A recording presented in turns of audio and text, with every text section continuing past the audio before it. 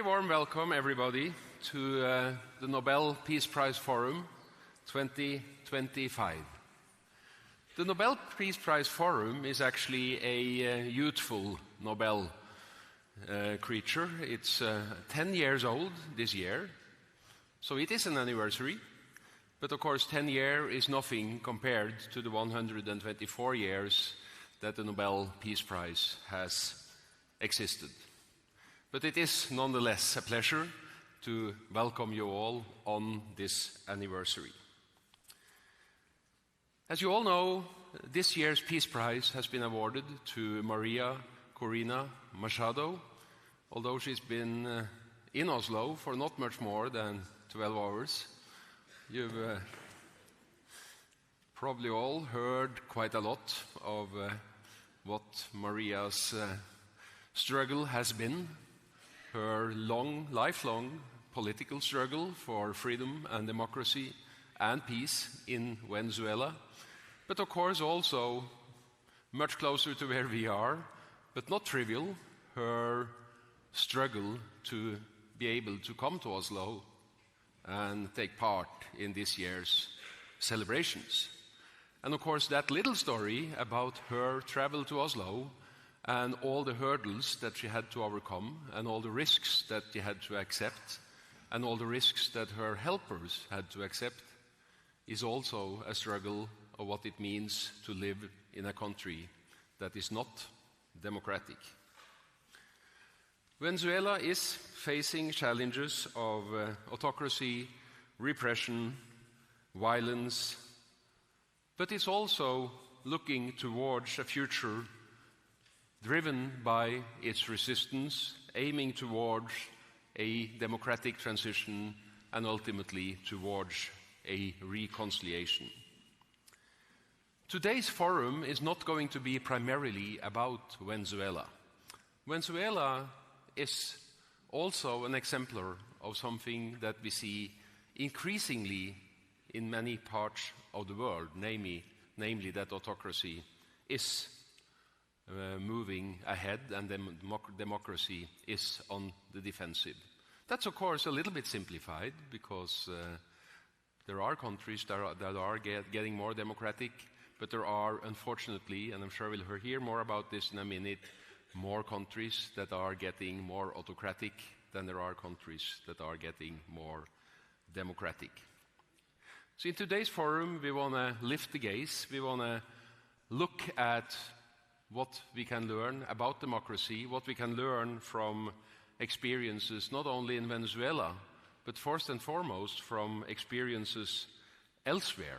We also want to learn from the experiences of other Nobel Peace Prize laureates throughout history.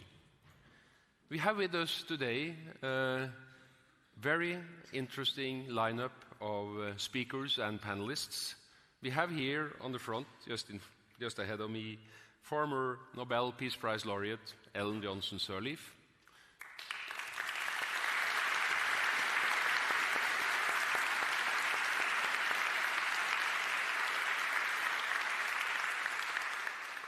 We have with us Yolanda Renee King, who is the granddaughter of Martin Luther King, a Nobel Peace Prize laureate of 1964,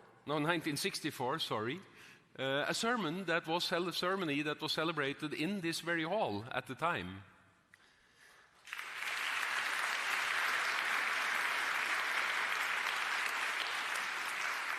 And we have with us Mungi Ngumane, the granddaughter of Archbishop Desmond Tutu, the Nobel Peace Prize laureate of 1984, also celebrated in this hall, and the pictures of Archbishop Tutu with a South African choir as they were driven from the hall by a false fire alarm, singing the ANC national anthem, as it were, on the stairs of the University of Ola, are iconic.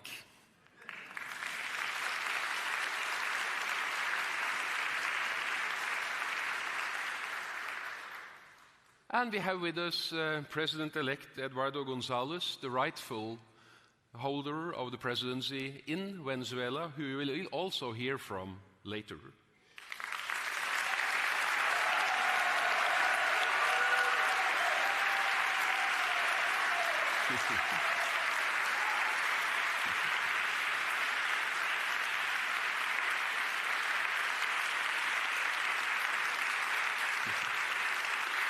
And I'm not going to name everybody, but we do have with us some of the world's foremost experts on democracy, democratization, and by implication, also some of the world's foremost experts on autocratization. And we have with us a number of Venezuelans who have stood up for their political rights. The forum here today is to be moderated by Erik Aasheim, the head of communications at the Norwegian Nobel Institute, where I am also working. I am the director of the Norwegian Nobel Institute, which does effectively mean being the secretary to the Norwegian Nobel Committee. And of course, that is the best job in the world.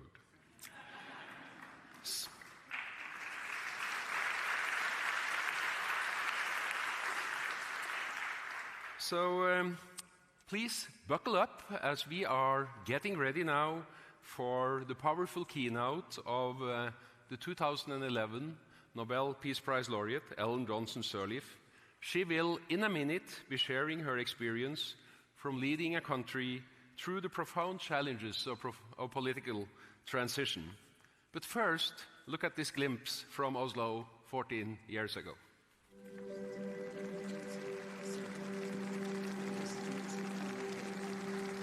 History will judge us, not by what we say at this moment in time, but what we do next to lift the lives of our countrymen and women. It will judge us by the legacy we leave behind for generations to come. We are well aware that a new order, born of hunger for change, can easily fall back into the ways of the past. We need our voices to be heard. Find your voice. Raise your voice. Let yours be a voice for freedom.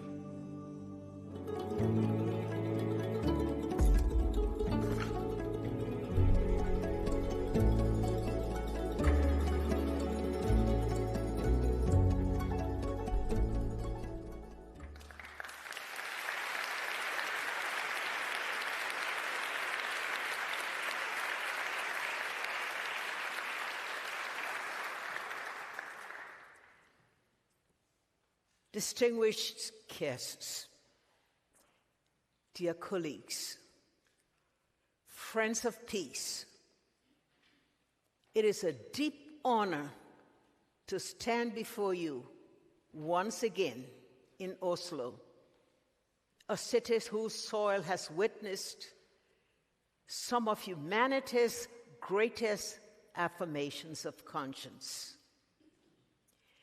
Every time I return here, I am reminded that peace is not an abstract hope.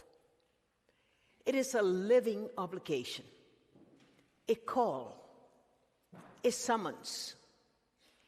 This year, that call feels most urgent, more emotional, more profoundly necessary than ever.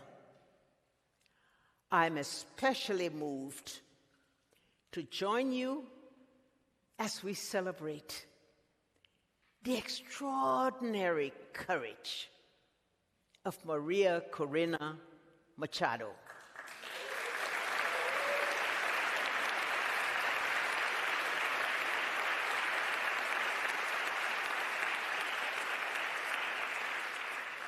The 2025 Nobel Peace Laureate.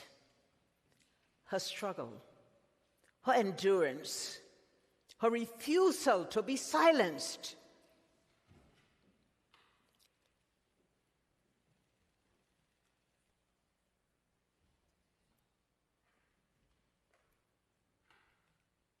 Urgently, because it is that democracy that is the only sustainable pathway to peace. Not a democracy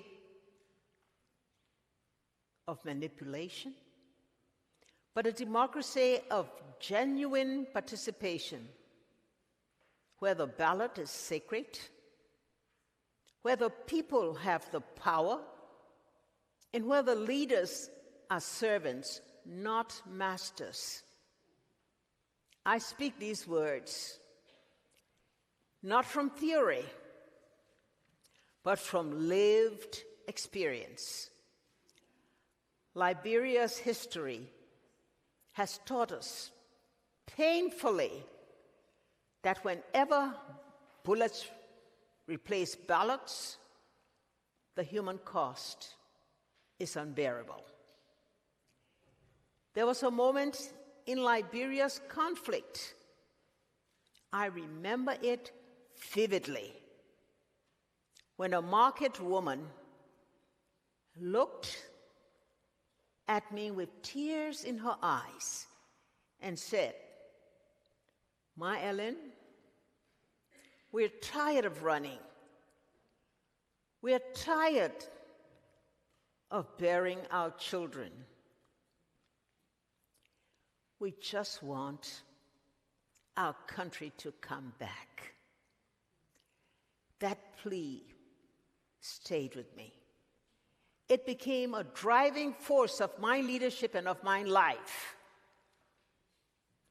War steals childhoods. War steals dreams. War steals hope. And when the guns finally fall silent, the silence is often filled with mistrust, drama, and unanswered questions.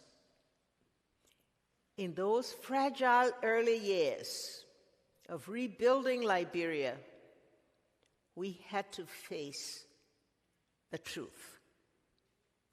We could not repair our nation with bitterness. We could not heal with denial. And we could not build peace with anything other than democracy. Real, inclusive, honest democracy. Reconciliation, too, is hard work.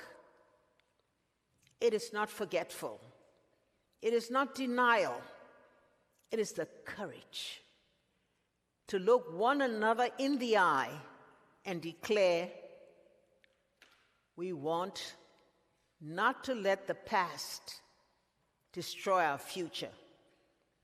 We will not be prisoners of bitterness. We will not inherit hatred and pass it to our children. Our Truth and Reconciliation Commission was not perfect. No such process ever is. But it was necessary. Because silence is the aftermath of conflict, is another form of violence. It forces victims to carry invisible wounds. It halts healing before it begins. Reconciliation is the decision to rise above what broke us, to rebuild trust brick by brick, story by story, community by community. And this, too, is democracy. A democracy without reconciliation is a fragile piece waiting to break. Around the world today, we are witnessing democracy backsliding, fueled by inequality, disinformation, polarization, and leaders who mistake authority for entitlement. Democracy is not a one-time event. It is not made real by a single election. It is a muscle. And when we stop exercising that muscle, it weakens. We must nurture it, defend it, strengthen it in our parliaments and courts, but also in our schools, our homes, our communities. Peace does not begin at the negotiating table. It begins in the minds and hearts of citizens who believe they have a stake in their nation's future. Leadership in fragile democracies, especially those emerging from conflict, must be redefined. It is not about power or prestige or the spotlight. It requires humanity. The humanity to listen, truly listen to quiet fears, to loud frustrations, to silent traumas. During my presidency, I spent years traveling across Liberia, sitting with people in markets, in villages and schools. They taught me that peace is not a political achievement. It is a human one. Peace requires jobs for young people so they see opportunity beyond the conflict behind them. Peace requires justice, not revenge, but accountability. Peace requires restoring trust, because trust is the glue of democracy. No democracy can be complete without the full participation of women.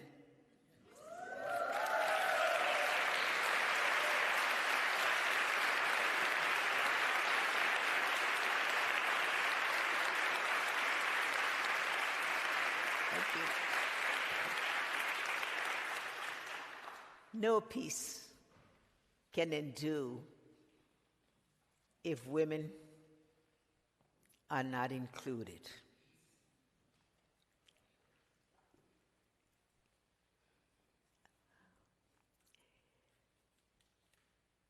It was women.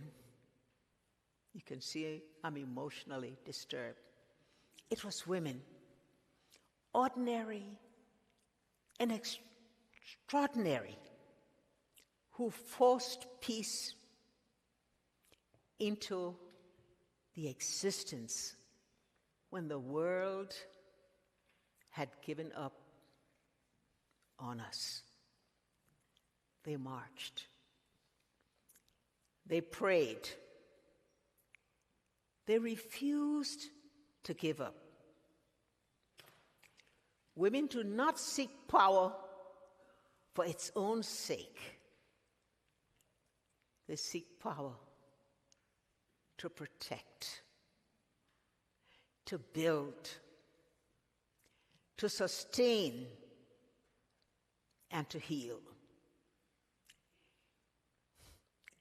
This is why the recognition of Maria Corina Machado is not only an individual honor, it affirms the indispensable role of women in the fight for democracy and democracy worldwide.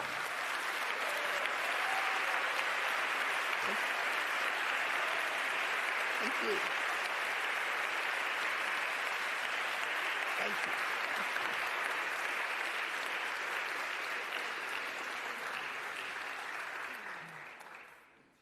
Today, our world faces dangerous trends: rising authoritarianism, shrinking civic space, disinformation, deepening inequality, and young people who feel excluded from opportunity. These forces create fertile ground for conflict. Yet, democracy may bend, but it does not break when its people defend it. Bullets may shatter bodies, but it cannot kill the will of citizens determined to choose their own leaders. This is why the ballot remains humanity's greatest investment and greatest instrument of nonviolent power. It transformed despair into agency, fear into participation, conflict into dialogue. We do not honor democracy by praising it.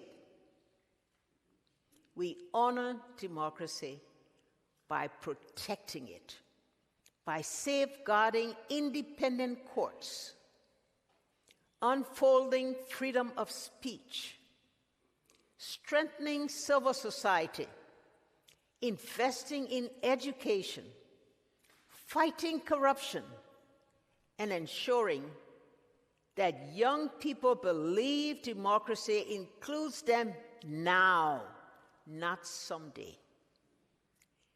Ballots, not bullets. It's more than a theme. It is a compass that points us toward the only road capable of delivering sustainable peace. Every generation, your generation, all generations are called to defend peace in its own way, through marching, voting, governing with integrity, raising compassionate children, or standing boldly like Maria Corina Machado. Today, that call rests on all of us. Let us choose ballots, not bullets. Let us choose democracy, not division. Let us choose reconciliation, not revenge. Let us choose to protect the fragile, precious hope that every person deserves a voice. Democracy is not simply a system of governance. Democracy is an act of love for country, community, and humanity. Let me close by saying,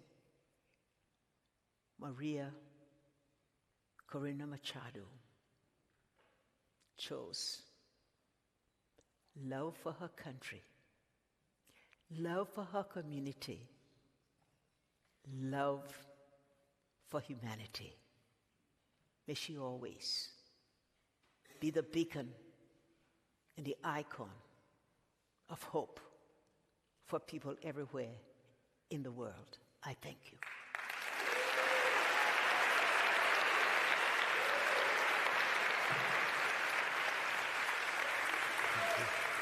Thank you. Thank you.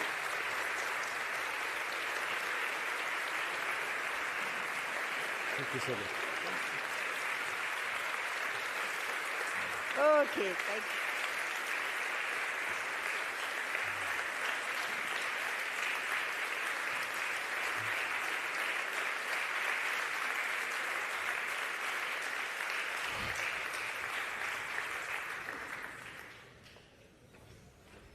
Wow. Thank you so much, President Ellen Siri, for this, what should I call it, power speech. My name is Erik Osheim. I'm your moderator today. We are going live from the University Åla in Oslo. We are also going live on the Norwegian broadcasting, on the news channel NTN24, on Facebook, on YouTube, and all over the world actually now. So we hope, welcome to all around the globe following this Nobel Peace Prize Forum 2025.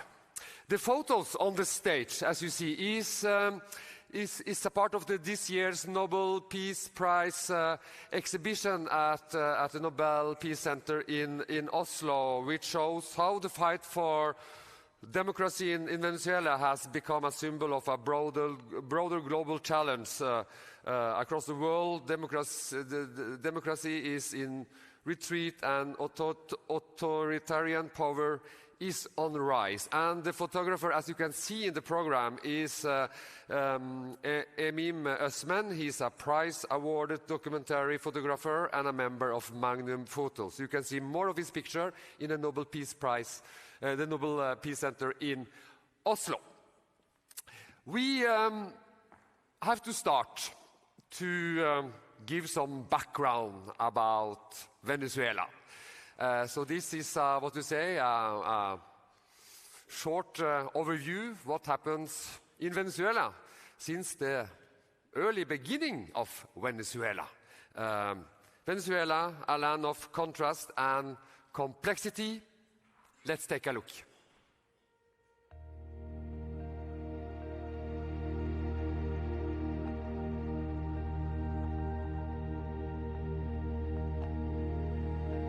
Venezuela, a land of contrasts and complexity.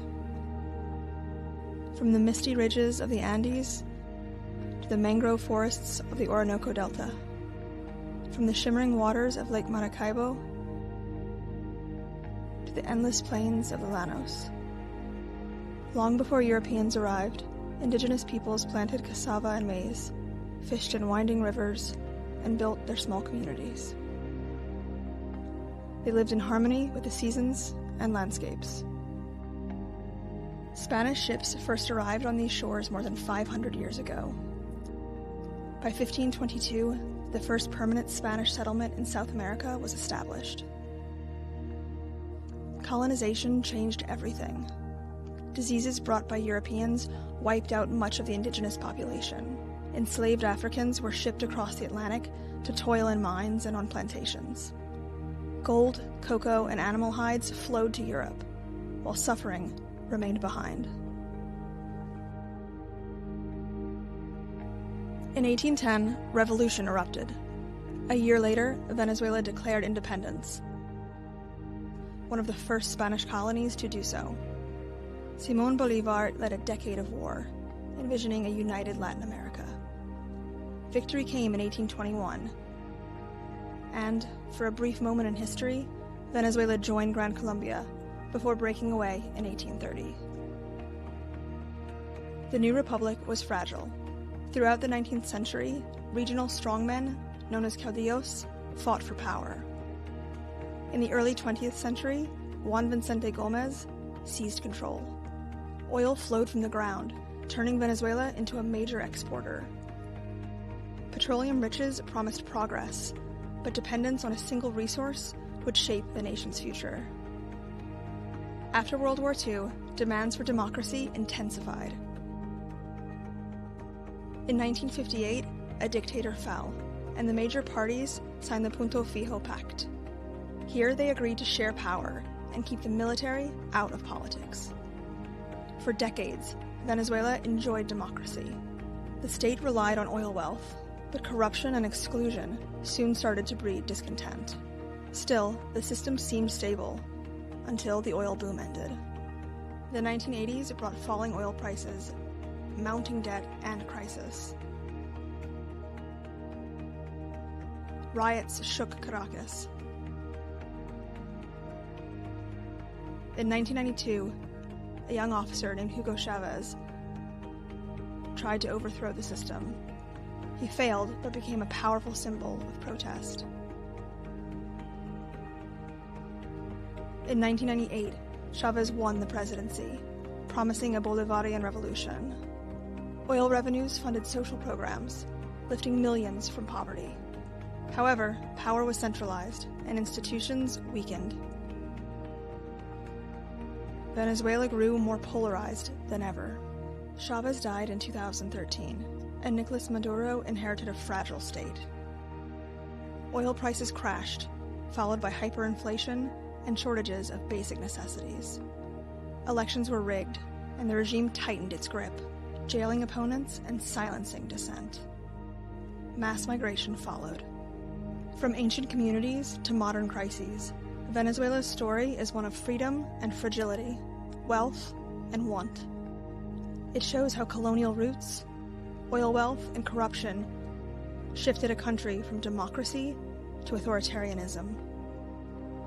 Can Venezuelans come together to build a future where power, wealth, and rights are shared more fairly? Can they break the cycle?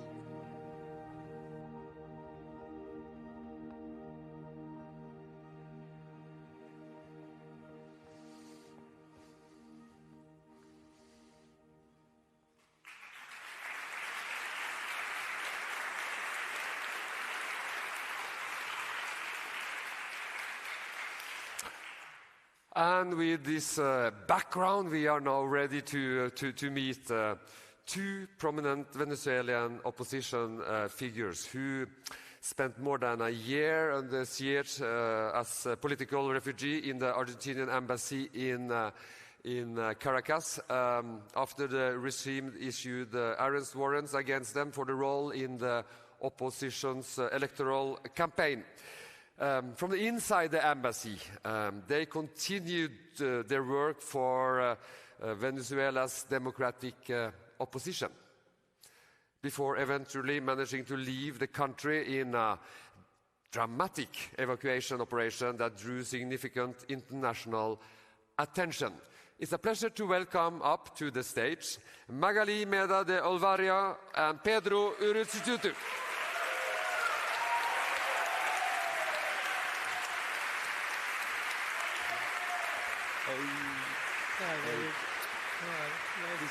There? I don't think Welcome, Magali and Pedro, to this year's Nobel Peace Prize Forum. Welcome to Oslo.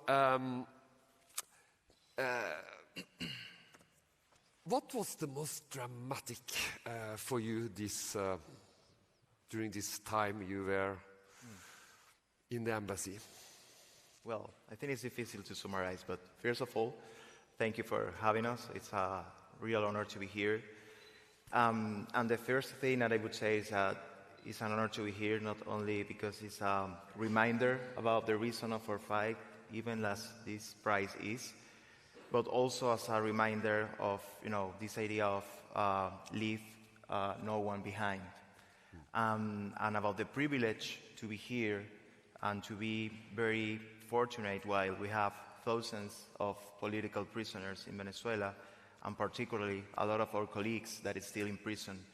And as a reminder that we need to keep fighting for them, for their release, and for the liberation of our entire country, as we are doing as we keep fighting. The first thing when you assume that you are looking for refugee in an embassy is to think that it's a safe place. It's that, what we learn from international law. You never think that it could become a jail or a prison. And that was what happened with us. And definitely, it became like a hell. But at the same time, I think that there were two critical moments for us. The first was, and I think next Saturday will be 1 year of that moment, when we realized that we had armed guys with assault rifles targeting us and surrounding us in the neighbor house. I think, at least for me, but I can speak, I think, for my colleagues, we realized that definitely we could die. And the regime was willing even to kill us if needed. And I think in that moment we realized that we were really hostages in a moment in which the regime could use us as bargain chips. And the second, definitely, was when the regime tried permanently during the last months to separate us. I mean, through the idea, like maybe bring safe passages to one part of the group but not to all the group.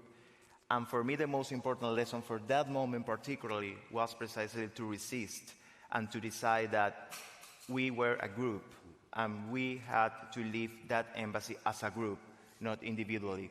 And that's why we decided to resist, and finally we could escape as a group, as we remain right now.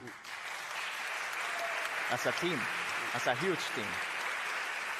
So for you, you know, what you decide, it was all of us or none of us? Exactly. Yeah. It was about that. As Magali, a team. as a team.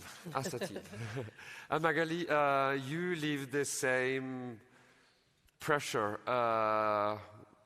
while directing a lot of operations also. You know, you were active behind it. You were not, you know, you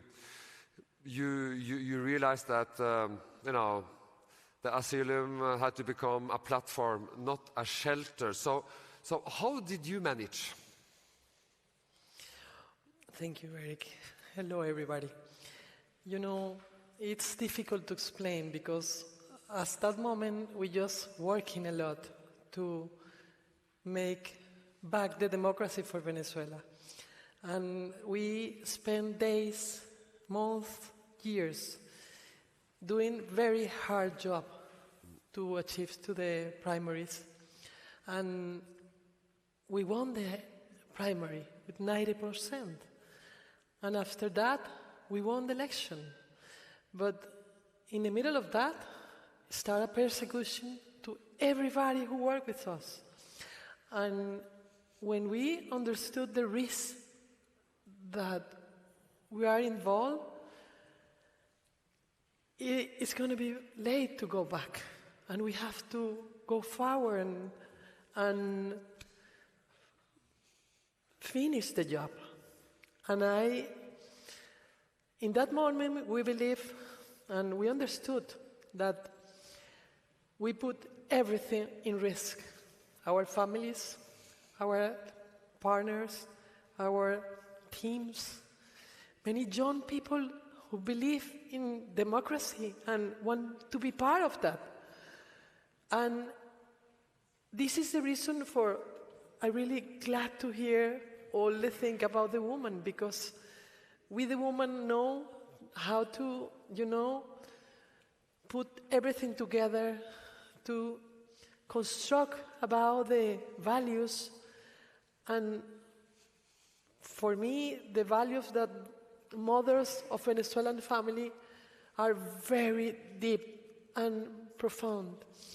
And this is what the reason we make a campaign after they decided to, to persecute and name us a terrorismo. I was a terrorist just for being chief of the campaign of Maria Corina Machado. She won with 92%. I was a terrorist to be a chief of the campaign of our Presidente Edmundo González Urrutia. Just for that, I was and our team be a terrorist. And we just have to, work more, because the only solution that we know in that moment, it was to win and fight and be, strong and resistant to recover democracy, because we have more than, our friends are in jail, and they deserve to, conclude the work, and all the country deserve that we have to finish what we start. Eric?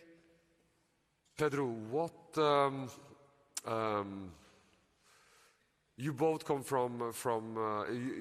you both frame courage as a duty. When I also read your stories, when I heard you've been speaking elsewhere, how do you turn courage into action?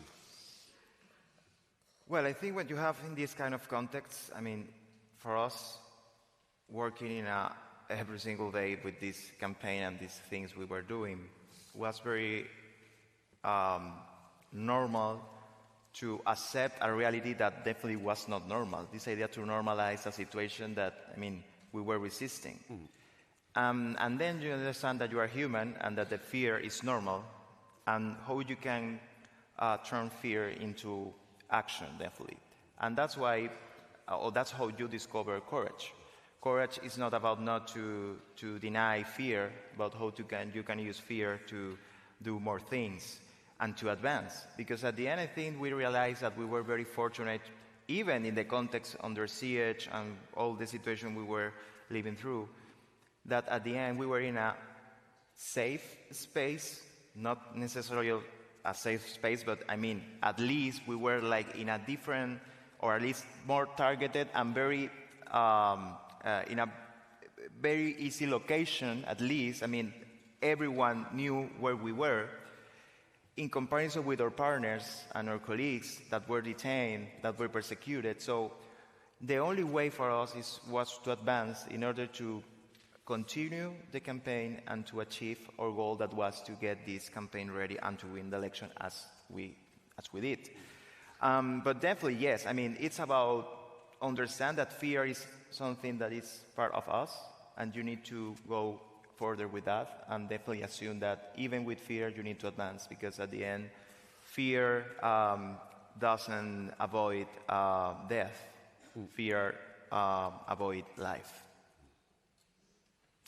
Magali, what was the single move that opened a crack in the system that enabled you to escape?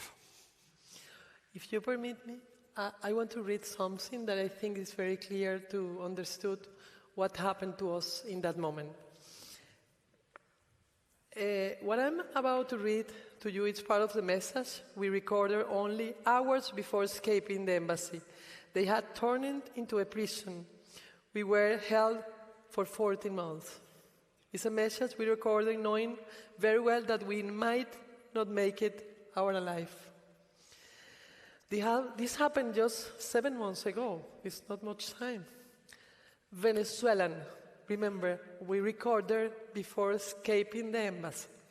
Venezuelans, the most important values a human being has are life and freedom. In Venezuela, life is threatened, and we do not live in freedom, we live in captivity. That is why we, members of the campaign team of Edmundo González Urrutia and María Corina Machado, decided to rebel and attempt to escape from our prison after more than 410 days seeking asylum. If you are watching this video, it means that, unfortunately, we did not make it.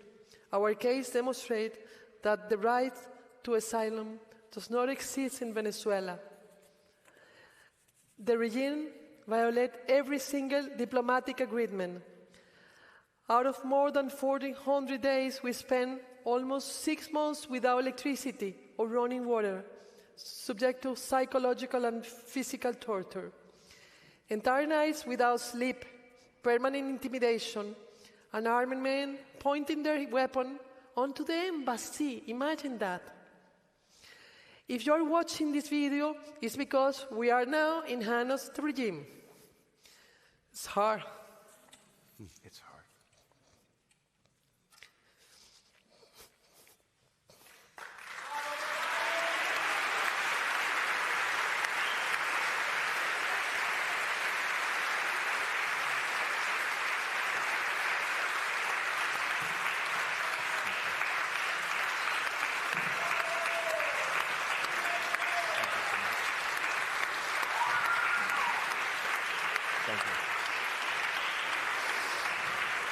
It's okay. Thank you. No, Are you okay? no, it's okay. It's okay. Thank you. Thank you. This is beautiful because this is part of what we're living. Yeah, yes. Enter nights without sleep, permanent intimidation by armor pointing the weapon onto the embassy. If you're watching this video, I told you. The same regime that keeps our 1,000 Venezuela kidnapping for simply working and winning. Yes, winning an election. Simple. What has happened to us is yet more proof how freedom in Venezuela is closer to humiliate by a system determined to disappear anyone it believes in threat. If anything happened to us, the responsibility lies with the regime and with every country that signed the Vienna and Caracas Convention and choose to remain silent. That's very important. To our family, strength and infinity love. To our teams, courage and focus. To the more than 1,000 political prisoners, resilience and resistance. To the nation whose citizens are held in hostage in Venezuela, do what must you be done. And to the Venezuelan dignity and disobedience hasta el final. This is just a message we just, make it and send to somebody to hold. And thanks like a miracle, we've been here today, tell the story. But if not, we are in I don't know where, because we had information that they're going to extract us and we don't know where. We received that information. They were having a tunnel to extract us. So if you had to summarize, Pedro, the 14 months you lived as hostage inside the embassy, which phrase will you use? Well, I have one that is my favorite, and I am still using it, I think, because it's important, and it's the moral obligation to resist. Yes. And it's not about only the embassy or, all the situation we live. It's about that we have a mission. We have a mandate. We are committed. We need to keep working on that. And definitely, I think when a script for this video, that I clearly remember how we recorded that the last night, previous the escape.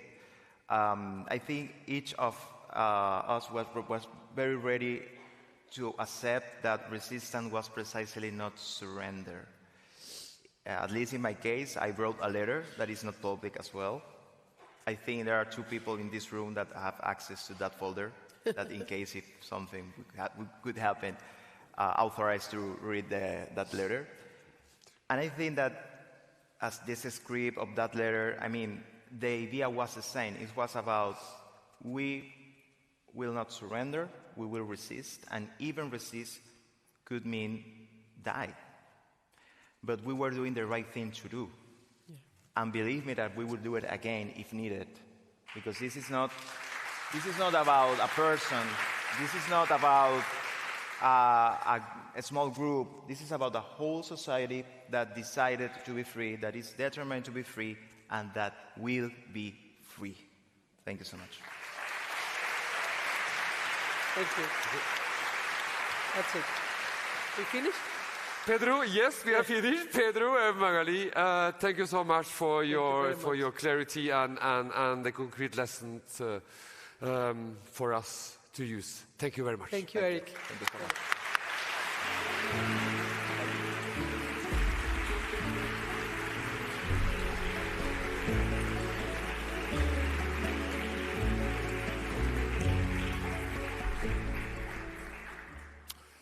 The next theme here is democracy's role in the pursuit of peace.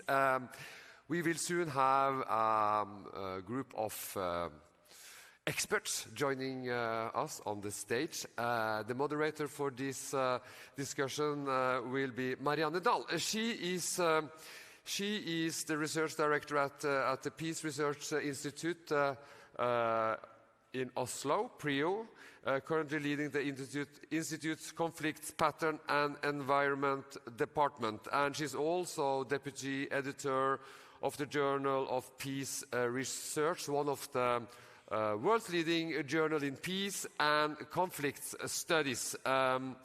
So I just want to give the floor to Marianne, and you will introduce your own panel. Welcome.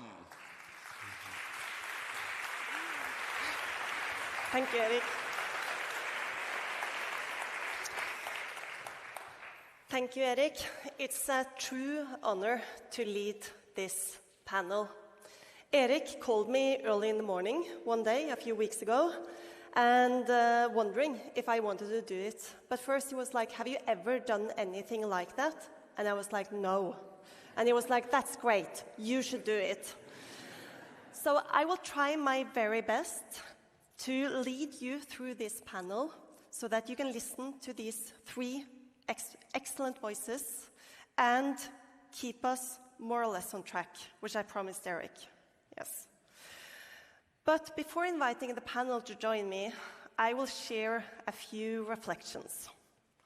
Everyone you are about to see on this stage, including myself, were born before the wall of the Berlin Wall, before the end of the Cold War and the many democratic breakthroughs that followed. Like many, I grew up believing that we were moving steadily towards more democracy. And as we reached the end of the 1990s, the world also seemed to be becoming much more peaceful. But something certainly changed. Today, we are living through a long-lasting autocratic wave. Even well-established democracies are backsliding. At the same time, violent conflict is rising. Since 2011, the number of armed conflicts has almost doubled, and 2024 registered more conflicts than any other year on record. These two trends are not separate. Instead, they reinforce each other. To help us make sense of this moment and to shed light on how civil society movements, such as the democratic movement in Venezuela, which this year's Nobel laureate Maria Corina Machado is so central to, can push back, we are joined by three exceptional experts. Alfredo Romero, who is a Venezuelan human rights lawyer and the founder and executive director of Foro Panel, Professor Olivia Stokes-Stryker, who is a senior research fellow at the Toda Peace Institute, and Professor Stefan Lindberg, who is the director of the VDEM Institute at the University of Gothenburg. Please join me in welcoming them on stage.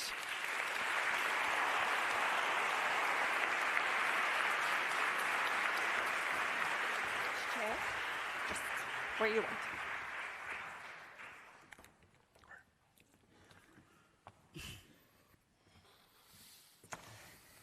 Stefan, as the director of VDEM, you oversee what must be the most ambitious effort we have today to measure democracy across the world. Let us start with the big picture. What does the current autocratic wave look like, and have we seen anything like this before? Let me give you a picture of where we are. It's been 25 years, at least 25 years, that the world has been in a wave of autocratization. That really started with Venezuela and Russia in the late 1990s. There are, for the first time now, fewer democracies in the world than autocracies since the 1990s. In terms of the level of democracy enjoyed by the average global citizen, we are back to 1985, the year that Gorbachev came to power in the Soviet Union. That whole enormous expansion of freedoms and rights and multi-party elections that you talked about that followed the end of the Cold War. Throughout not only former Soviet Union and Eastern Europe, but big portions of Africa, Asia, and so on. That enormous expansion in terms of the average level of democracy enjoyed by the average citizen, is gone, eradicated. Last year, at the end of 2024, there were 45 countries at the same time autocratizing, moving down on democracy. There's never been that many countries autocratizing at the same time as now. This is worse than the 1930s. That's bad news.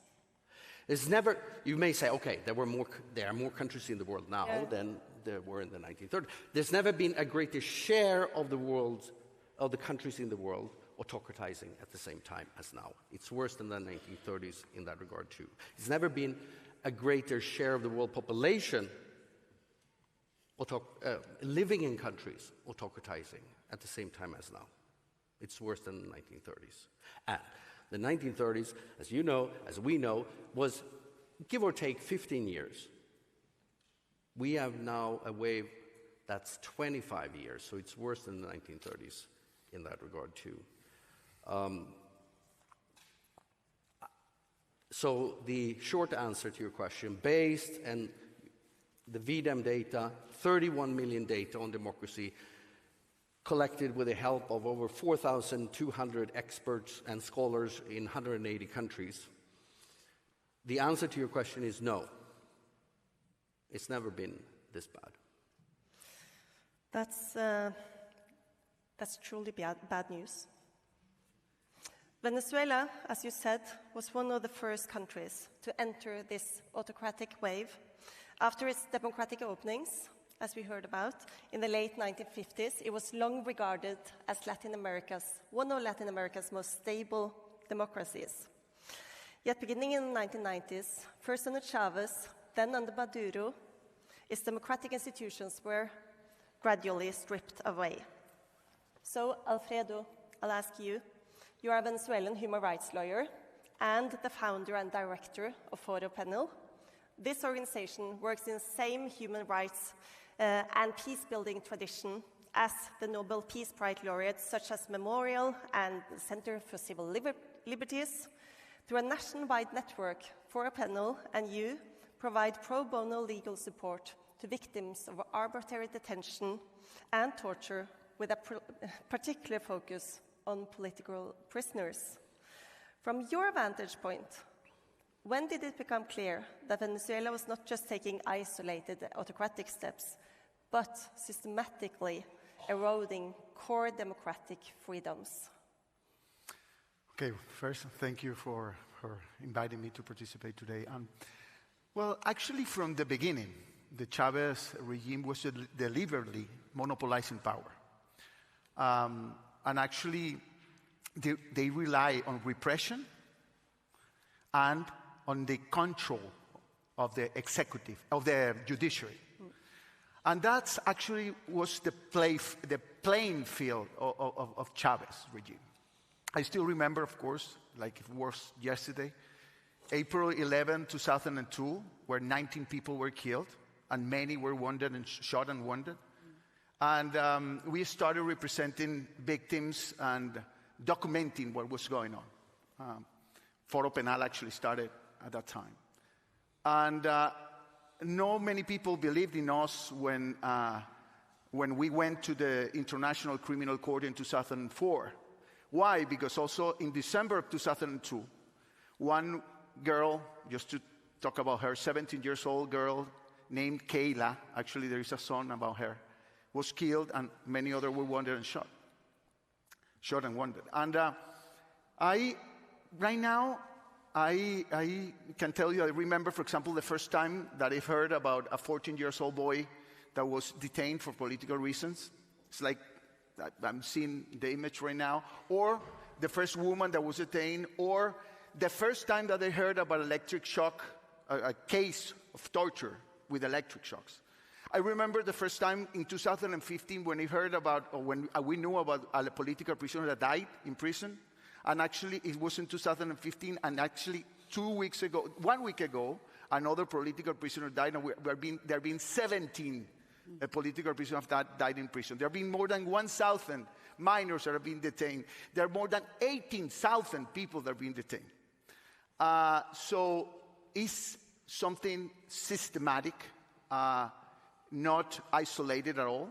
And that was something that we learned actually later on. And that's actually our message for all countries. I mean, there is a playing field there. And there is a playing field.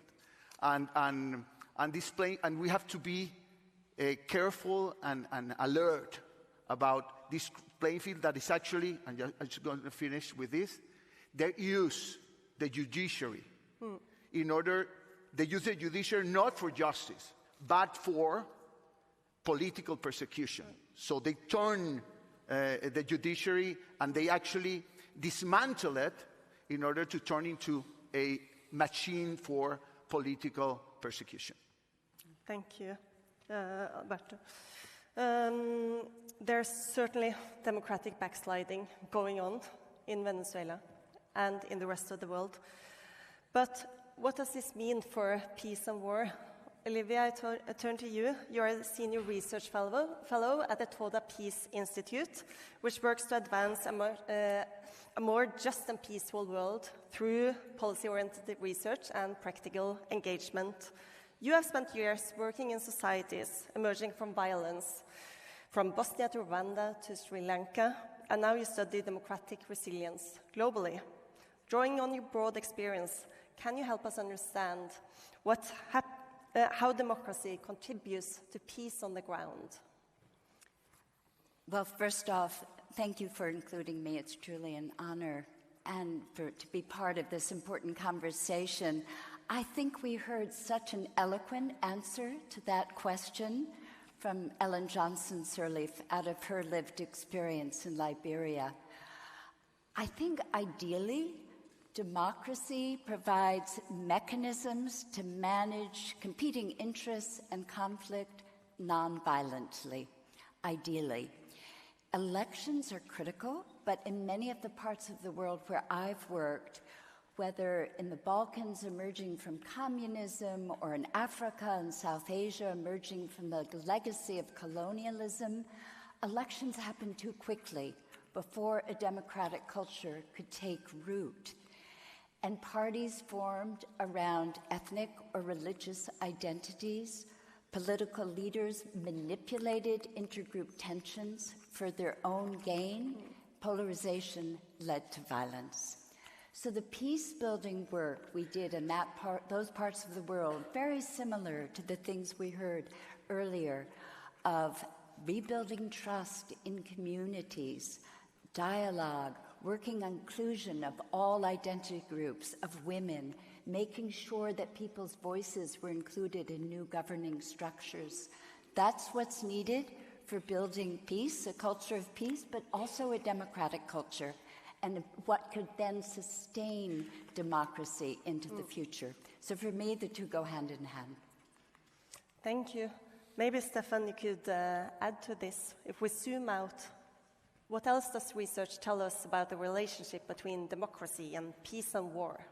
Oh, it's very simple. We know that democracies don't fight wars with each other. The democratic peace theory has been proven over and over and over again.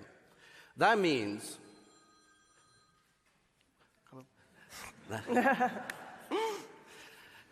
Thank God it wasn't me. That means that with fewer and fewer democracies in the world, more and more countries autocratizing, there will be more wars. Ukraine is just one logical extension of that, unfortunately.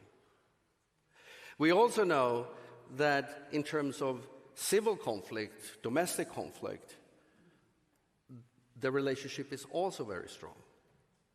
Democracies, especially good democracies, if you say, sort of very democratic countries, almost never have domestic, militarized type conflicts. That happens in really sort of bad democracies and autocracies. Right? So we will also have more, as you referred to, 2024 being a record year. It's not a surprise to me. it will continue becoming worse in terms of more interstate war, more civil domestic conflict, as long as the number of autocracies go up and the number of democracies go down. I'm sorry. We're going from bad to worse. So we need to fix democracy. We might not solve that today, but we can certainly talk about it. We are here at the Nobel Peace Prize Forum. Over the years, the Nobel Peace Prize has repeatedly celebrated individuals and organizations defending democratic rights, and this year is no exception. Across every continent, people are taking to the streets in vast numbers to claim their democratic rights. And what we know from research is clear. When we compare otherwise similar countries, those that see non-violent mass mobilization demanding democratic reform are far more likely to democratize than those that do not. Yet today, more autocrats are surviving these movements than ever before. Successful movements often share three traits. They adhere to a non-violent discipline, they organize, they are seldom leaderless, and they are diverse. They draw in people from every corner of society. When teachers, nurses, industrial workers, students, even beloved actors and athletes show up together, the pressure on the regime becomes far greater than when only one group marches alone. So, why are more autocrats surviving these movements than before? One potential reason could be polarization. When society is split into opposing camps that stop talking to each other and trusting each other, it becomes much harder to build the broad democratic coalition needed to push efficiently for democratic change. So, Olivia, can you tell us about this? What does polarization do to the chances for democratic change? I think it's an enormous problem, and I know, Stefan, in your research at BDEM, you're looking at the extent to which polarization is increasing across the world. Of course, social media is a terrible contributor. The algorithms, as we all know, are designed to create those divisions, and political leaders are unfortunately very skillful at manipulating that. In the US, we're seeing it contribute to democratic backsliding.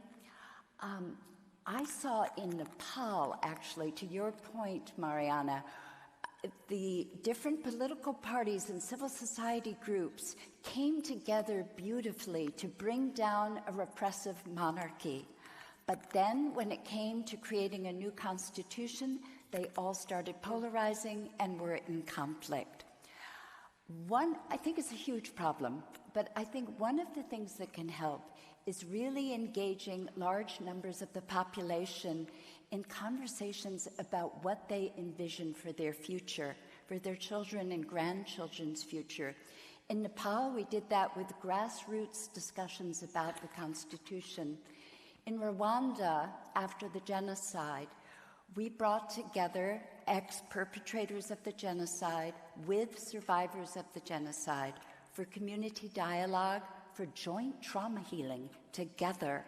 They realized that whether they survived atrocities or committed them, they were traumatized, and nobody wanted to see that kind of mass violence return to their country or be there for their children.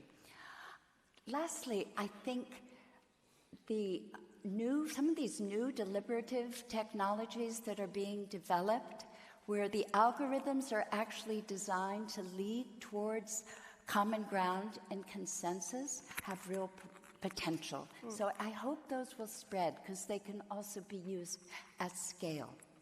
It's very nice. Thank you. Alfredo, what do you see as the most difficult barriers facing the opposition in Venezuela today? Well, barriers for all the Venezuelan people, not just your position. I will summarize in 3 words. The first one is fear. The second one is time.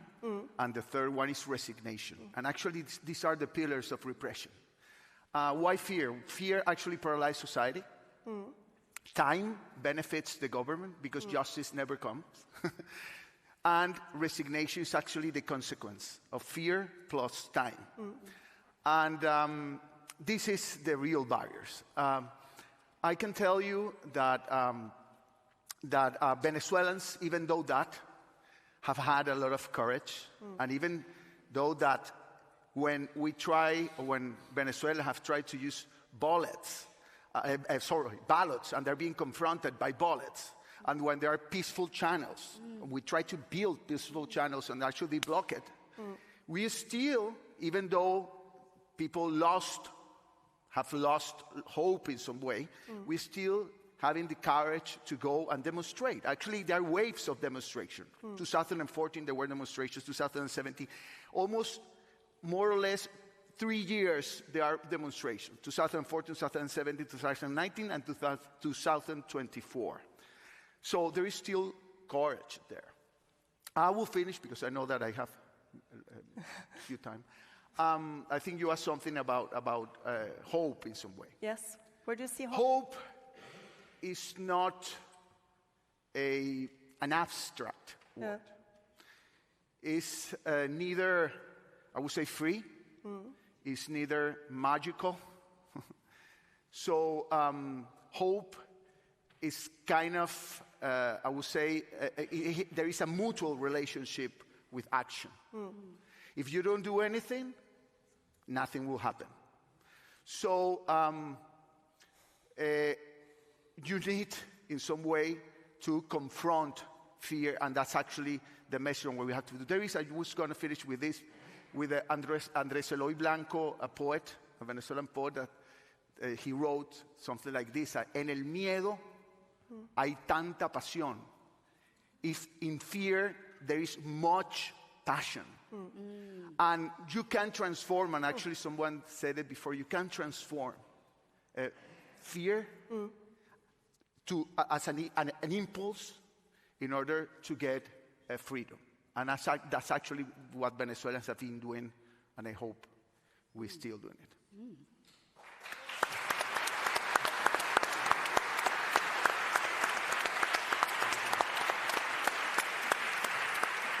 Thank you. I've asked Stefan to contribute to that and say something about what kind of hopes he sees. And he was like, that's not my cup of coffee. But I'll still ask you, Stefan, despite the very dark picture, what kind of hopes do you see for the future? Well, there is some hope in some recent work we've done showing that U-turns, turning things around, are much more common than we thought. At least half of all autocratization processes are turned around within 4, 5, 6 years. That's amazing. So, not Venezuela, sorry, but more Zambia or Korea twice now in the last 10 years. Poland, Brazil, like those are hope. And a critical component of that is what you spoke about, which is strong popular mobilization. People, lots of people out in the streets in favor of democracy, like President Seraph Johnson spoke about.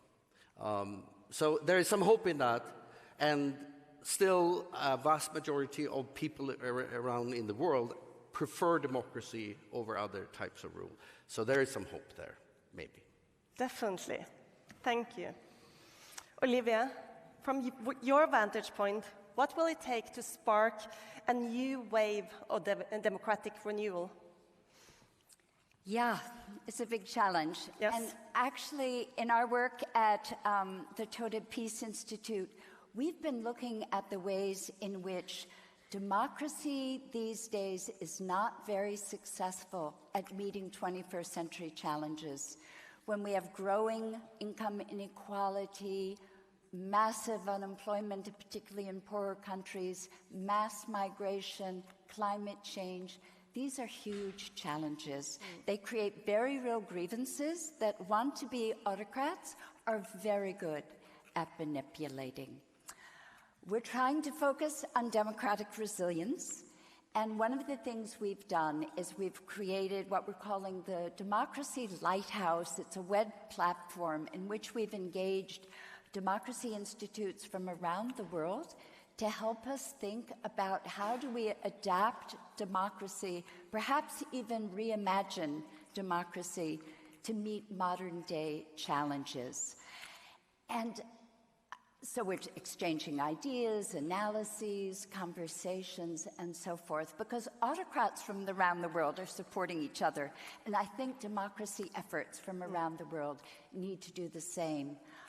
I'm hopeful wherever I see activism, such as yours, such as so many of the Venezuelans in this room, also with youth. I mean, it's interesting, the recent efforts by Gen Z.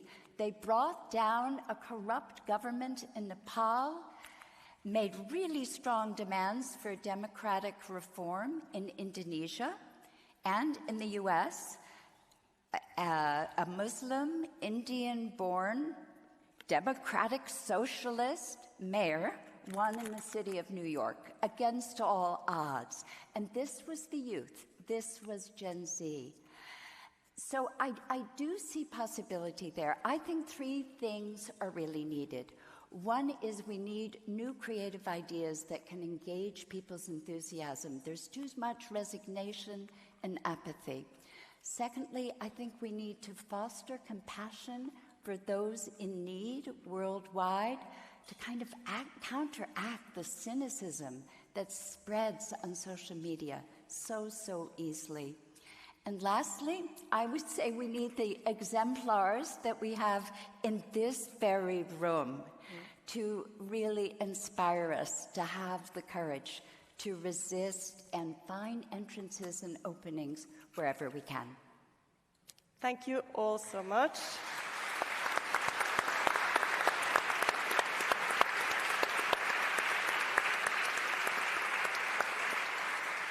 Thank you. We're out of time, but there's certainly a lot of hope in people continuing to believe and fight for democracy. So thank you.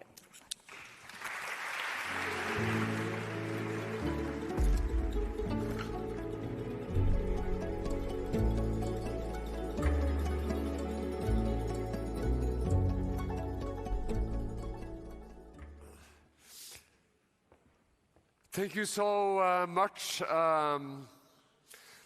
The next theme is transition of power and what kind of dilemmas are a head of states or the future head of state facing when you are going to work with the transition of power. And then it's a pleasure to again invite up to the stage Ellen Johnson-Sirleaf.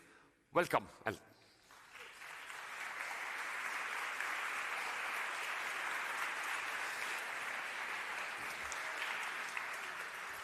And also from his exile in Spain, the president-elect of Venezuela, Edmundo González. There.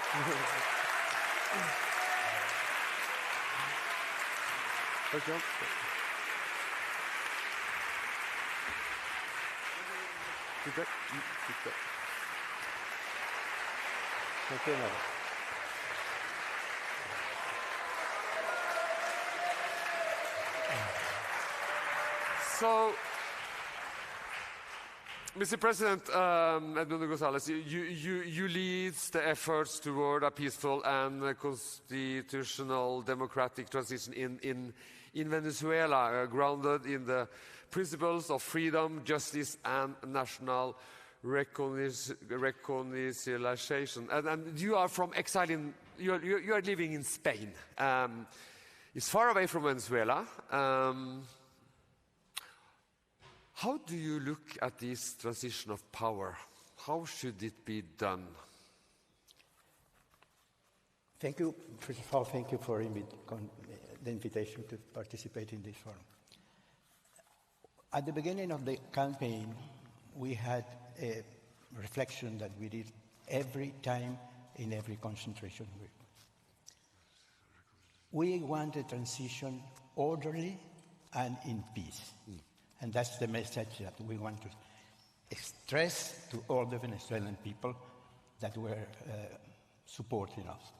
I mean, orderly and peace, that means not violence.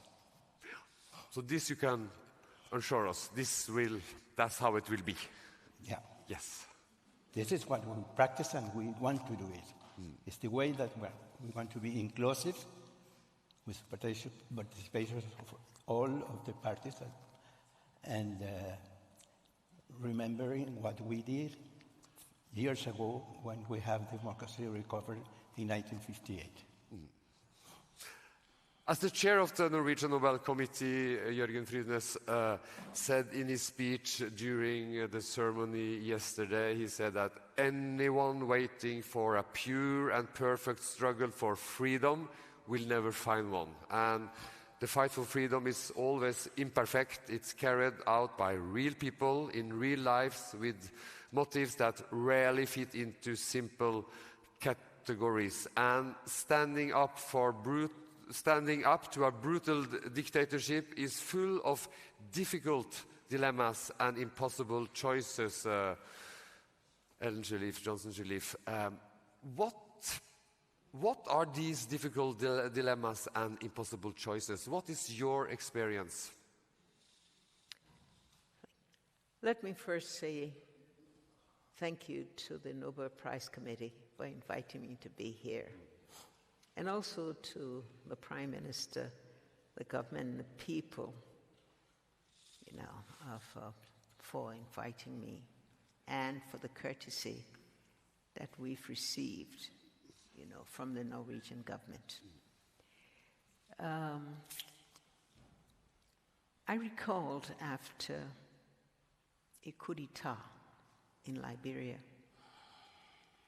an interim government was formed and elections were held. I was elected to the upper house, the highest percentage of votes because of my activism. And I led my party to make a decision when elections were held by this interim government, and we won. I led them to refuse to take seat in the parliament. We call it our legislature. And we were imprisoned. I was then invited from the prison by the general who led the prison managers, and was called to say I should convince my party to take seats, including my own seat. And I refused. And annoyed, he then said, then I'm going to send you to the president, and this is military rule, to the general, to the president, who is now heading the country, for you to defend yourself to him. As I approached the executive house of the president, another general who took care of that facility decided that he was going to send me to another prison to save me from being killed by the president.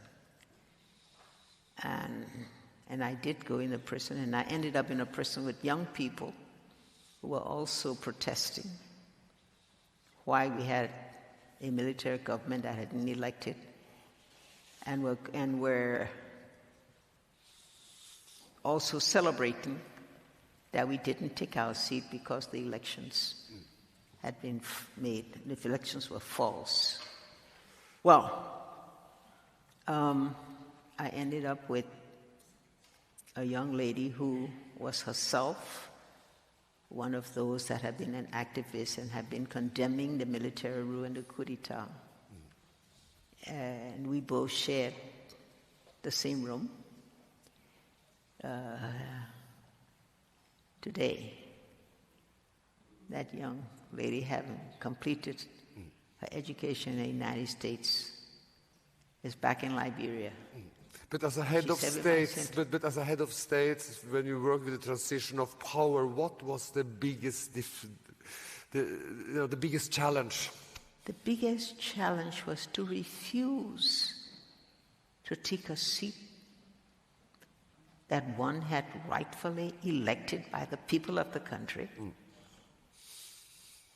and to say no, I won't do it, knowingly that that decision could mean your life would be taken away. And, Mr. President, we have to speak about dialogue. What needs to be in place before one can participate meaningfully in a dialogue? First of all, you have to, that your partner speaks in the same language, the same spirit of dialogue, and the same condition to prepare for a transition. Dialogue means, at the end, a way to peace. And dialogue is the only way you can solve the problems. It's not, as you said in the invitation, bullets, not bullets. Ballot, not bullets. And it is difficult to say when you are discussing with an autocratic regime that doesn't understand and doesn't play with the same rule of democracy that you are playing. That's why in Venezuela our problem is even greater, to talk with a government who doesn't play with the same democratic cards. And then we have the role of international sanction and use of power. From your point of view, Mr. President, what sanction, what impact do they have? I mean, sanctions, personal sanctions, are they applied to some leaders of the Venezuelan government. It's not sanctions against the country as a whole, but sanctions against the ruler. That's the things that we have to real see the effect. And this is something that is paving the way for a democratic solution. And for you, Madam President, what kind of international sanction the neighboring country, what kind of role did that play, and what did you learn from that part of changing Liberia? First of all, sanctions don't mean very much unless they're imposed, unless you're willing to make them happen. And that means that you have to go beyond the sanctions and ensure that all the measures are taken, legal and otherwise, not just going and making a stiction, by the minister or something, but being able to make it happen and to impose them by imposing penalties on those who break the sanctions. In our case, we impose sanctions on our forestry sector because people had been cutting down the trees before the elections and before I became president. And so my imposing the sanctions that we had, what we had stated, was to make sure that all of those that violated through concession agreements, those concession agreements were totally canceled. And I think we found that sanctions can be made to work, but they need to have a follow-up that decision needs to also be accepted by the people, and explaining to the people why the sanctions were necessary to be placed, what measures and laws and action you take to ensure that once the sanctions are placed, they are carried out. And if they're not, if they're violated, that you have follow-up action to ensure that they do achieve the results that the sanctions have called for. Because, Mr. President, the result of sanction can also make that more poverty in the country. That's one of the challenges. Yeah. There are sanctions in Cuba for more than 70 years, and they haven't solved the problem. So you have to centralize the sanctions against the persons who are really putting the democracy in danger in your country. Sanctions against those leaders who have caused the corruption, who have the break in the economy, and who has robbed the state values. And the next step, like Madam President spoke about this in her keynote speech, is also the reconciliation process after. So what is your thoughts about that? How do you, if you see in the future, how should you deal with it? I mean, the reconciliation is the path that we are looking for.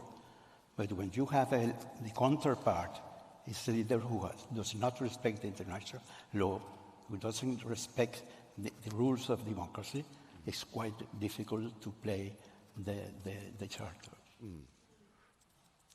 What is your, Madam President, what is your wisdom from your own experience with doing and working with reconciliation? What is the lesson learned? What kind of advice can you give to other countries who are now in the middle of the same struggle as you were part of once, when it comes to reconciliation? Reconciliation requires knowledge of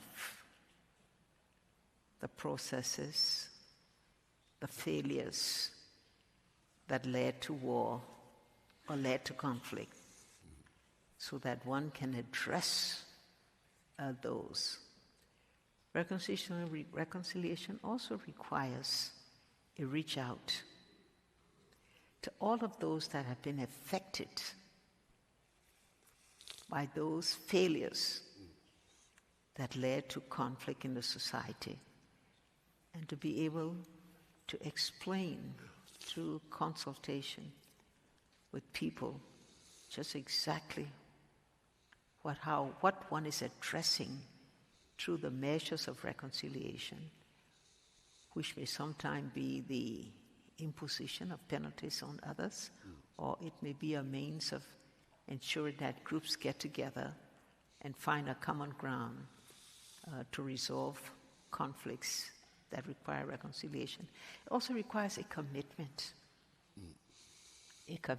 from leaders, from those in charge, to really seek to address the root causes of conflict that led to the need for reconciliation, and to have the legal, the policy means to ensure that those reconciliation actions that have been adopted, those measures that have been decided upon, will indeed be carried out in the interest of the people, and with full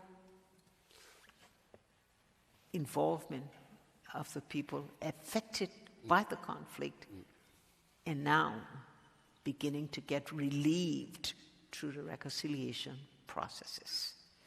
And so I think all in all, it takes a leader who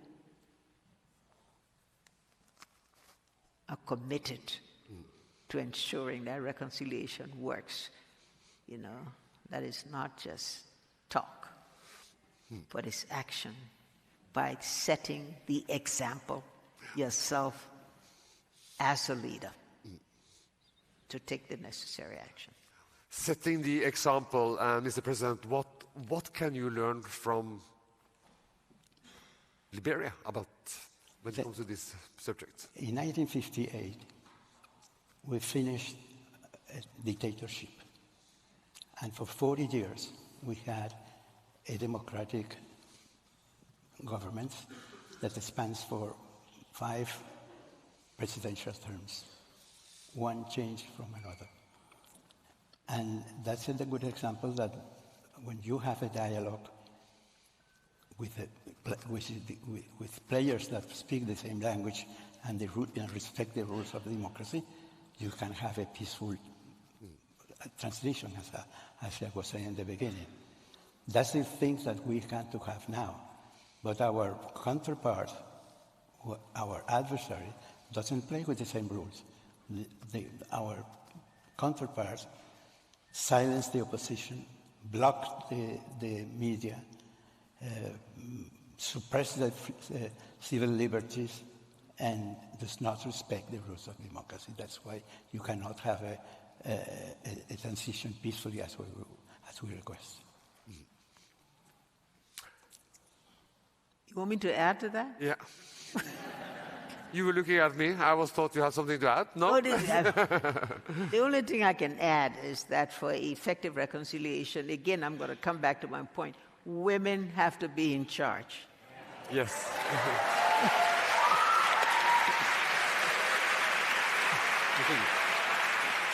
You agree, Mr. President? Mr. President, you agree? Great ending. Women has to be in the charge. Sorry, Mr. President, but, you know. Thank you very much. Thank you for your wisdom, and good luck to both of you. And let us give them an applause. Thank you.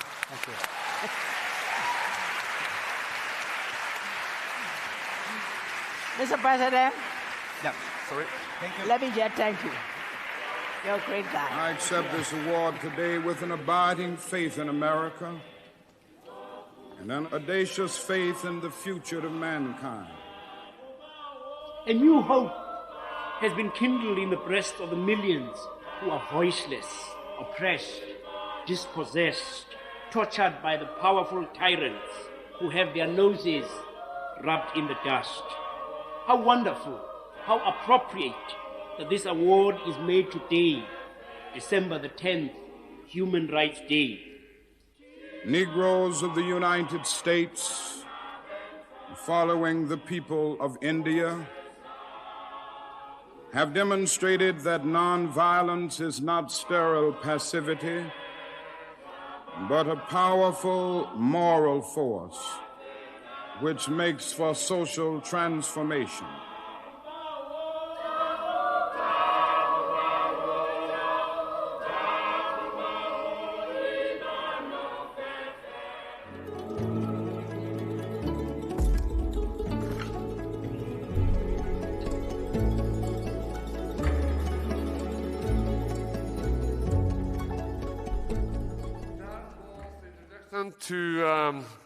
Today to bring together 2 remarkable voices, the grandchildren of Desmond Tutu and Dr. Martin Luther King Jr. Welcome to the stage.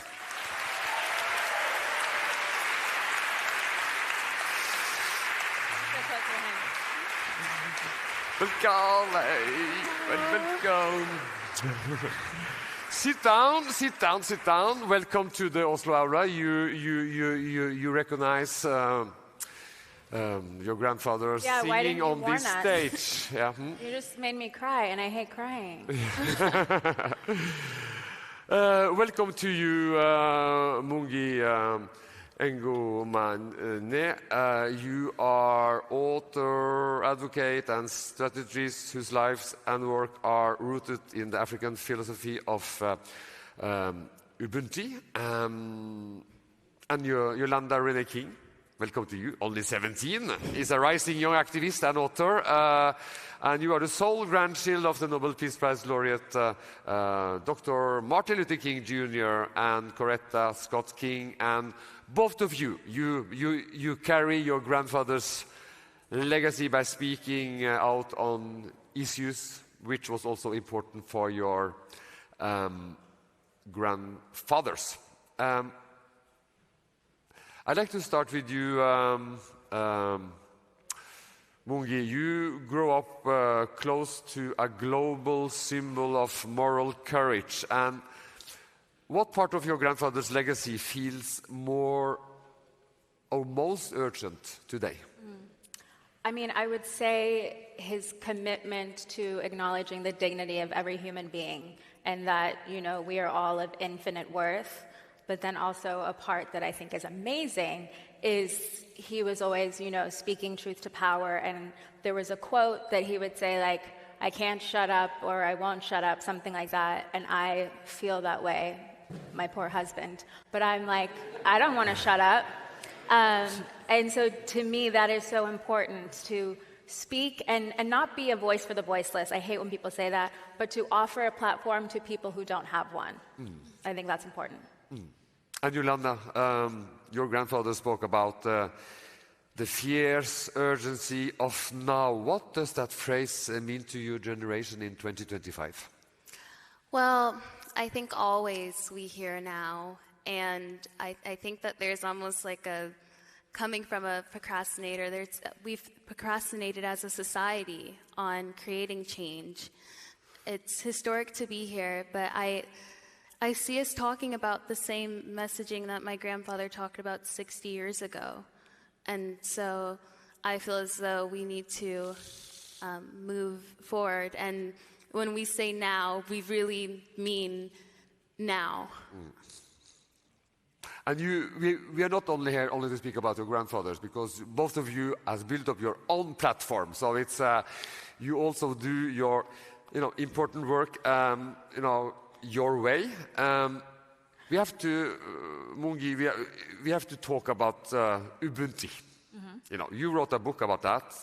This African philosophy of wisdom of human relationships expressed in the saying, a person is a person through other person, or I am because you are.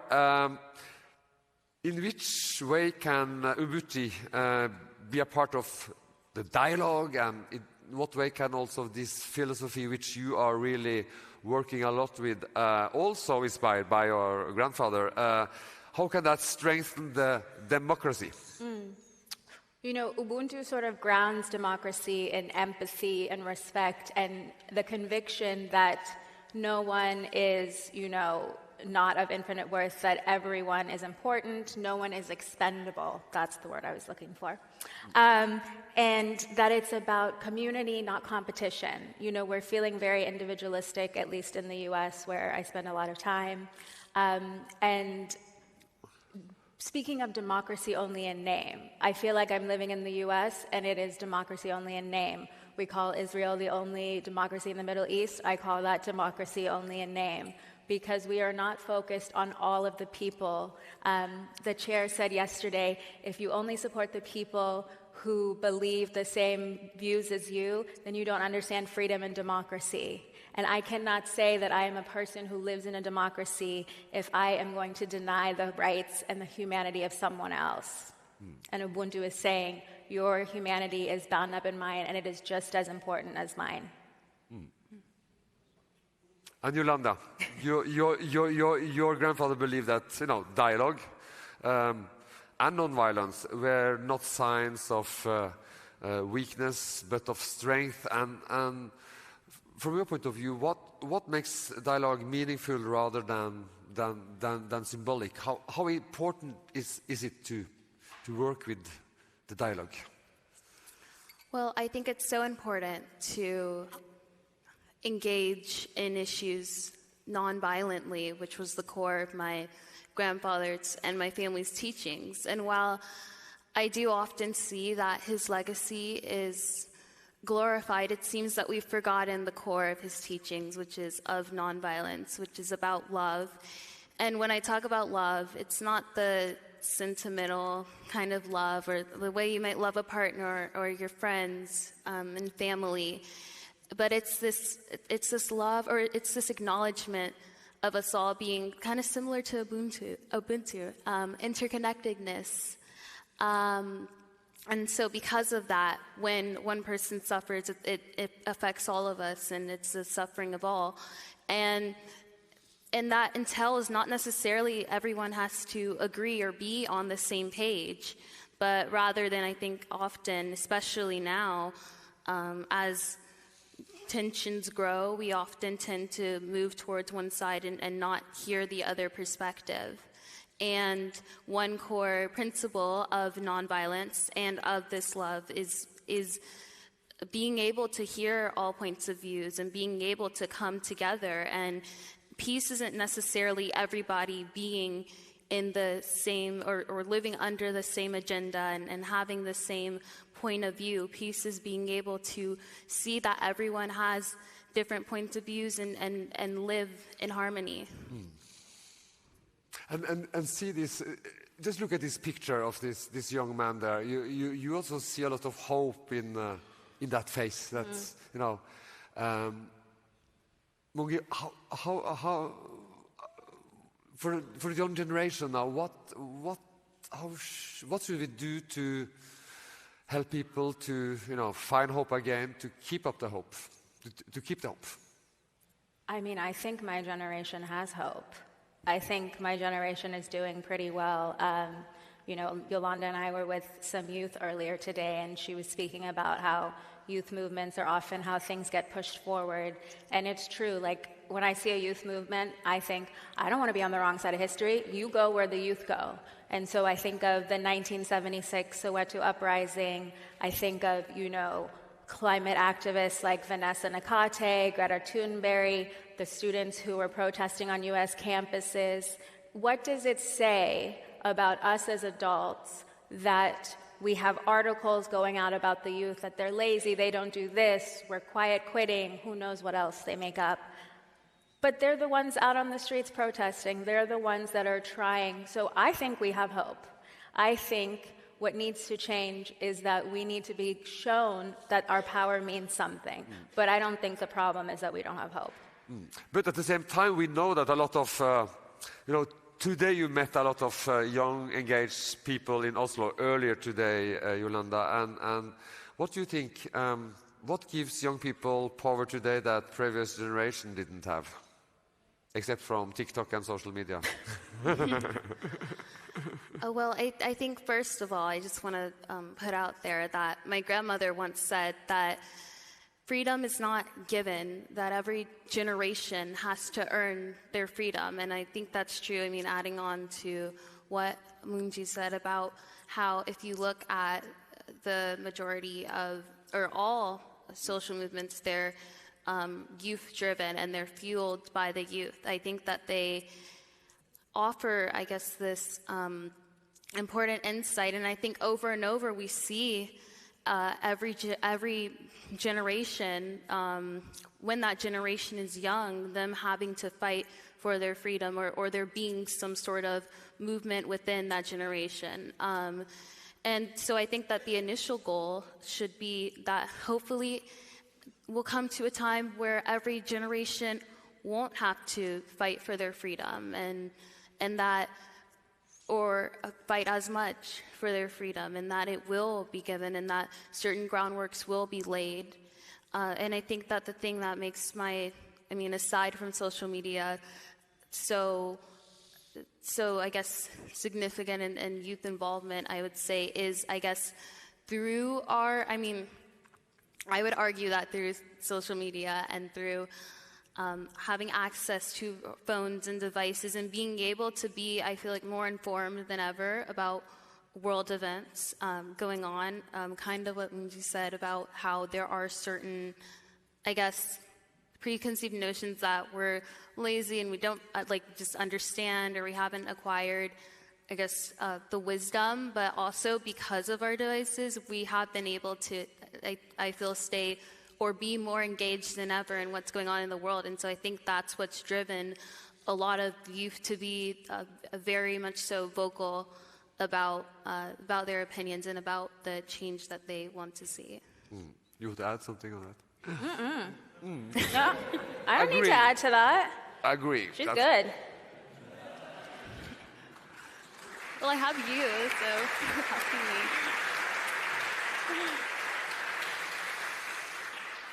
But Mungi, if Desmond Tutu were here today, what would worry him most about the global democratic moment? Probably dehumanization, and I've said that, but going back to the fact that we see the other as fearful, as something that we don't want to engage with and learn about, it is something that is a threat. And so often I speak about when you are not feeling safe, it's understandable that you don't want to engage in dialogue. But I think today there are a lot of situations where it's not that we don't feel safe, it's that we're uncomfortable. And when you're uncomfortable, you're still allowed to have some dialogue. And you actually should. You should be intrigued. We should show up with a sort of commitment to, I want to learn about them. I'm interested. What can I glean from this conversation, from this person? And, take what you want, leave what you don't, whatever. But I think the dehumanization that we are seeing on a global scale, and that is, I think, affecting how we see ourselves. We are not showing dignity to others, and that does come back on you. And, Ubuntu in South Africa, they would say, yes, the white South Africans looked like they were living great lives while black South Africans were suffering. But white South Africans were living behind high walls, trying to keep people out. You're putting yourself in a sort of prison. That doesn't seem like what you want to do. So I think if we started to see each other as human, we're part of the human family, it would be the start, and I think dehumanization would upset him today because he sees everyone as God's children, as he said. And Joanna, if Martin Luther King Jr. could speak to this room today, what would he say about the state of democracy in 2025? You also, you yourself are living in Atlanta, US. Well, I would say that if he were to come here today, he would be greatly disappointed in where we are and where our democracies currently stand, that still the same battles are being fought. As I kind of said at the beginning of our conversation, that so many years ago were talked about, and that still we're talking about the same messaging, and that still we're saying now. And my question is, when is it enough for people to wake up? How many more deaths does there need to be? How many more crimes need to be committed? How much hatred does there that needs to be spread before people understand the urgency of now? And so I think that he would, if he were here today, I honestly think that we would be further along. But I think there comes a time where the leaders cannot stay forever. And so if he were to just come here for a day and not still be alive, then he would say that it is up to us to continue the blueprint that he left behind, because he left behind the blueprint. And so now all we have to do is execute it and to continue to revitalize and continue the work that he wasn't able to get to. And so I think he would say that it is our responsibility and would be greatly disappointed in where we stand and how we've been handling the blueprint he's left behind for us. And for you, voting rights, that's really one of your kind of key issue for you to get young people also to vote. Why is it? How do you do that work? How do you motivate people to vote? Well, often it usually starts by people asking me, how can I make a difference? How can I do something to make my community better? And often I think that the number one thing that someone can do is to vote, and being able to have the right and access to voting is just so important, because I think that there are so many people with, I mean, we talk about all the problems within our world, and now it's time to start creating these solutions. And I think that there are so many leaders and politicians out there that have solutions to these issues. So through giving the people the platform to decide and being able to decide a candidate who you align with, who might have a solution to your concerns within a democracy or to creating a more free world, will hopefully be able to attain that. And the best way that you can do that is through voting and through choosing the candidate that resonates with you. And I think that often people are like, oh, well, voting is often underlooked. But my question is, if voting weren't so important and so impactful, how come, I mean, in the U.S., it has become something that has become harder, and often we try to gatekeep voting. And so how come that's the case? And so my statement is, those in power know that the vote is something that is powerful. Yeah. And we see a lot of, in Venezuela also, we see a lot of young people living there. They're engaged. We see a lot of young people also have been in prison, kidnapped, disappeared. Mungi,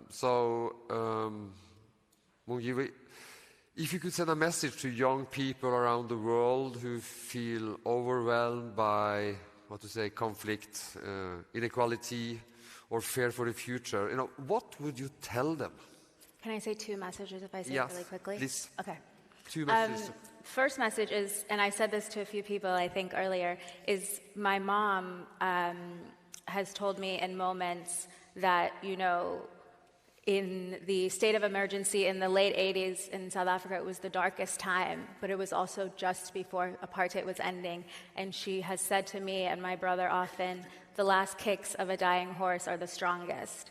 And so I think when we see the darkest times, we know something is coming on the other side. And so remember that, apartheid ended, slavery ended. These things can end and they will end. We just have to continue.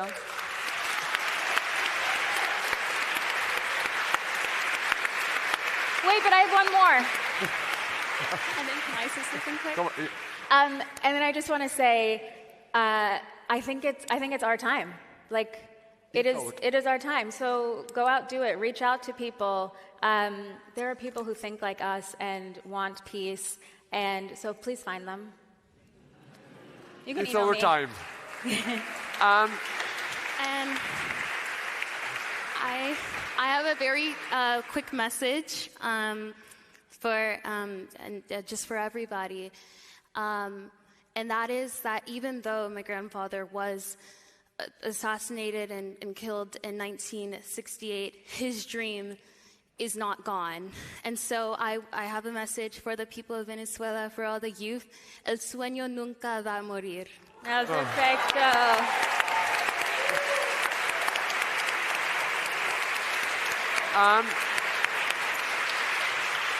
Oh no, we gave it already. We already did it. And just for at the end, we shall overcome. Oh, your pen. Oh. And we shall overcome. We have a last word from the stage. We have this button for everyone. We shall overcome. Yes. Yeah. And the buttons is out when you are leaving this room. Everyone can pick up a button. We shall overcome. And remember these two very excellent, smart, intelligent, inspiring women on the stage. Thank you so much. Thank you. Thank you. Thank you.